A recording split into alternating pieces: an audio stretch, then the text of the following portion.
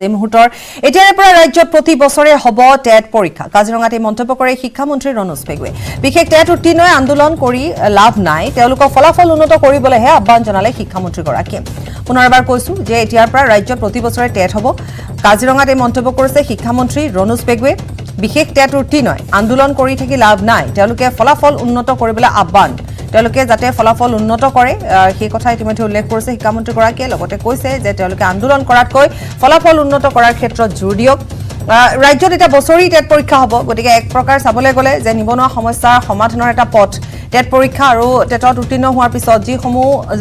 শিক্ষাৰ্থীয়ে ইতিমধ্যে চাকৰি কৰি আছে আৰু তাৰোপৰি যি ইতিমধ্যে মন্ত্ৰীগৰাকীয়ে শিক্ষামন্ত্ৰীগৰাকীয়ে কৈছে যিসকলে প্ৰতিবাদ সাব্যস্ত কৰে বা আন্দোলন কৰে তেওঁলোকে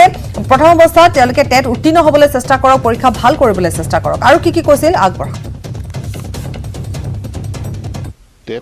টেটটো এটা যোগ্যতা নিৰূপক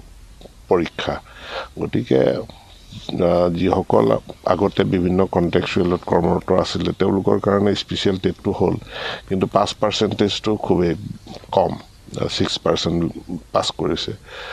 এতিয়া তেওঁলোকে বহুতে কৈছে যে আকৌ এবাৰ পাতক চৰকাৰত আকৌ এবাৰ টেট পাতত আপত্তি নাই সময় সুযোগ হ'লে টেটটো এতিয়াৰ পৰা আমি প্ৰত্যেক বছৰে নিয়মীয়াভাৱেই টেট পাতিবৰ কাৰণে যত্ন কৰিম আৰু এইটো এতিয়া প্ৰতিযোগিতা মানে তীব্ৰ প্ৰতিদ্বন্দ্বিতামূলক হ'ব কাৰণ পাছ কৰিলেই নহ'ব ভাল নম্বৰ পাব লাগিব ভাল নম্বৰ নহ'লেতো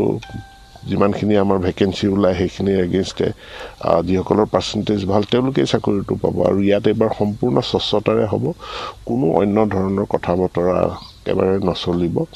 গতিকে সম্পূৰ্ণ